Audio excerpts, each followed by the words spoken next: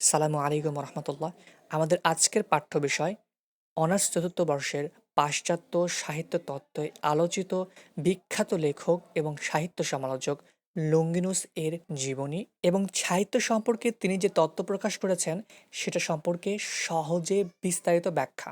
লঙ্গিনুসের কথা আসলেই মাথার মধ্যে আসে অন দ্য সাবলাইম নামের গ্রন্থটি, যেটি গ্রিক ভাষায় পেরিহিপসোস নামে পরিচিত আর ইংরেজি ভাষায় অন দ্য সাবলাইম। সাবলাইম শব্দের অর্থ হচ্ছে মহত্ব বা উদারতা। লুঙ্গিনাস মূলত পরিচিতই হয়েছেন এই অন দ্য সাবলাইম গ্রন্থের জন্য, যেখানে তিনি সাহিত্য সম্পর্কে কিছু তত্ত্ব প্রকাশ করেছেন, যেটা পরবর্তীতে মানুষকে সাহিত্য বুঝতে এবং প্রয়োগ করতে অনেক সাহায্য করেছিল।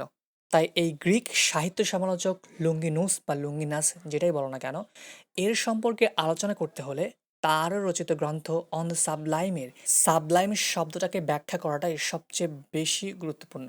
সাবলাইম শব্দের অর্থ মহত্ব বা উদারতা। সাবলাইম হলো সাহিত্যের এমন বিশেষ গুণ যা পাঠককে আনন্দ দেওয়ার সাথে সাথে যুক্তি তর্কের ঊর্ধ্বে গিয়ে আবেশ বা আচ্ছন্ন করে ফেলে। লুঙ্গিনুসের মতে মহৎ সাহিত্য আপনাকে কিছু শেখানোর চেয়ে অন্য জগতে নিয়ে যাবে। লুঙ্গিনুস তার অন দ্য সাবলাইম গ্রন্থে সাবলাইম অর্জনের জন্য 5টি উৎস বা গুণের কথা উল্লেখ করেছেন। নাম্বার 1, মহৎ ধারণা বা চিন্তার ক্ষমতা। লেখকের কল্পনা শক্তি ও চিন্তার পরিসর বিশাল হতে হবে। মহৎ চিন্তা লেখকের সহজাত গুণের উপর নির্ভর করে। নাম্বার 2, তীব্র আবেগ। পাঠককে মোহিত করতে হলে আগে নিজের আবেগকে তীব্র করতে হবে। রচনার ভেতর সত্যিকারের গভীর আবেগ থাকতে হবে, যা পাঠককে ভেতর থেকে নাড়া দেয়। নাম্বার 3, অলংকারের সঠিক ব্যবহার। বিভিন্ন ধরনের অলংকার যেমন উপমা, রূপক, অনুপ্রাস এগুলোকে সঠিকভাবে ব্যবহার করতে হবে, যেন আবেগের সাথে স্বাভাবিকভাবেই মিশে যায়। নাম্বার 4, উচ্চ মানের শব্দচয়ন বা উৎকৃষ্ট মানের শব্দচয়ন।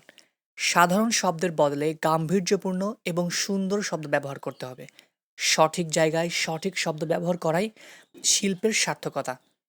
তো লুঙ্গিনাস যে এই যে সঠিক জায়গায় সঠিক শব্দ ব্যবহার করতে বলেছেন, এই ব্যাপারটাও আমরা পড়েছি হোরেসের পর্বে। অর্থাৎ হোরেস যেহেতু এটাকে বিশ্বাস করতেন, তাই লুঙ্গিনাস হোরেসের পদাঙ্ক অনুসরণ করে তিনিও এটাকেই বিশ্বাস করেছেন। নাম্বার 5, মর্যাদাপূর্ণ বিন্যাস। যেন সবগুলো উপাদান সুসংগত এবং শক্তিশালী কাঠামো পায়। এই 5টি গুণ যদি কোনো সাহিত্যের মধ্যে পাওয়া যায়, তাহলে বুঝে নিতে হবে সাহিত্যটি সাবলাইম তত্ত্বের উচ্চে পৌঁছে গেছে, অর্থাৎ সেটা সম্পূর্ণ মর্যাদাপূর্ণ এবং উচ্চতর সাহিত্যে রূপান্তরিত হয়েছে। এতটুকুই লিখলে সাবলাইম তত্ত্ব সম্পর্কে বা লুমিনাস সম্পর্কে যথেষ্ট হবে ইনশাল্লাহ।